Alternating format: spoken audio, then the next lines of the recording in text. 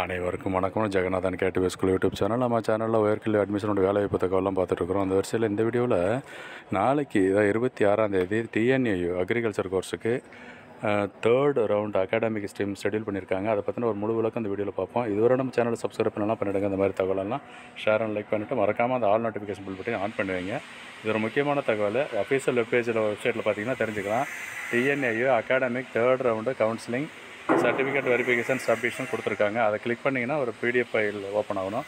இந்த பிடிஎஃப் ஃபைலில் complete list கொடுத்துருக்குறாங்க. கன்ஃபார்ம் பண்ணிக்கிங்க. எவ்வளோ பேர் கூப்பிட்ருக்காங்க அப்படின்னு சொன்னிங்கன்னா, அகாடமிக் ஸ்ட்ரீமு தேர்ட் ரவுண்டு டிஎன்ஏவில் அண்ணா ஆடிட்டோரியத்துக்கு போகணும்.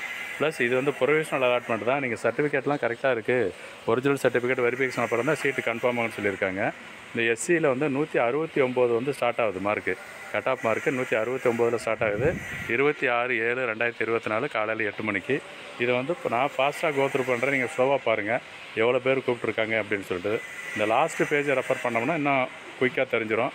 ஸோ எவ்வளோ பேர் இருக்குதுன்னு சொல்லிட்டு இருக்கிறது. ஓகேங்களா? ஸோ 29 பேஜஸ் இருக்குது.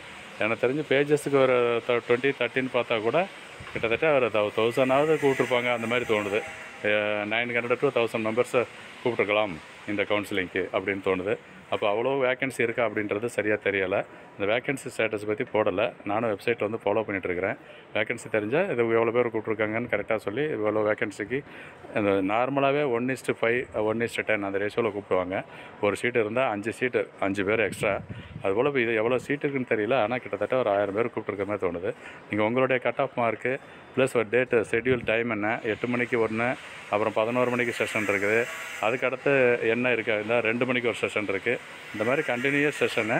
ஸோ லாஸ்ட்டு கட் ஆஃப் என்ன அப்படின்னு பார்த்தோம்னா, நான் கொஞ்சம் ஃபாஸ்ட்டாக பார்க்குறேன். நீங்கள் ஸ்லோவாக ரெஃபர் பண்ணுங்கள். சைட் ரொம்ப முக்கியம். ஏன்னா இப்போ இதில் இந்த கட் ஆஃப் மார்க்கு அது இல்லாமல் இந்த லிஸ்ட்டில் இருந்தால் மட்டும்தான் நீங்கள் அட்டன் பண்ண முடியும் கவுன்சிலிங்க்கு. அதுவும் ஒன்று சொல்லியிருக்காங்க. மற்றவங்களாம் தேவையில்லை, வர வேண்டியதில்லை. தேவையில்லை மீன்ஸ் வர வேண்டியதில்லை அப்படின்ட்டு ஏற்கனவே சொல்லியிருக்காங்க ரூல்ஸு. ஸோ 1 செகண்ட் கன்ஃபார்ம் பண்ணிங்க. உங்கள் நேமு, மார்க் என்ன டைமு. ஓகேங்களா? 4:30 மணி. மொத்தம் 4 செஷன் இருக்குது 26 4 செஷன்லேயும் பார்த்துங்க. கடைசியாக பார்த்தோம்னா பிசி தான் 147.